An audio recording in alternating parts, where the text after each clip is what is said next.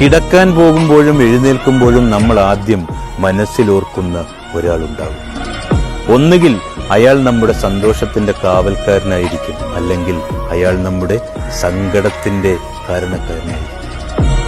മൗനത്തിന് മനോഹരമായ മറ്റൊരു വശമുണ്ട്. തമ്മിൽ മിണ്ടിയില്ലെങ്കിലും പോകുന്ന വഴി മുതൽ ഒരാളിലെ നിഴലനക്കം പോലും അതിസൂക്ഷ്മമായി നിരീക്ഷിക്കുന്ന, മുറിയാത്ത സ്നേഹത്തിന്റെ കാമ്പും കരുത്തുമുള്ള അതിമനോഹരമായ ഒരു വശം. ചില സമയത്ത് നാം ആഗ്രഹിക്കുന്ന ഏകാന്തതയ്ക്ക് നമ്മുടെ ജീവനെ നിലനിർത്താനുള്ള കഴിവുണ്ട്.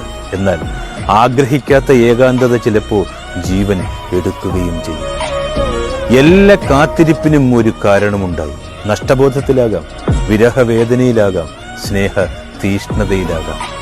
കാരണങ്ങൾ സന്തോഷത്തിലും ദുഃഖത്തിലുമൊക്കെയാകാം. ആഗ്രഹിക്കുകയും കാത്തിരിക്കുകയും ചെയ്യുന്ന നിമിഷങ്ങളാണെന്ന് ജീവിതത്തിലെ ഏറ്റവും സന്തുഷ്ടമായവ.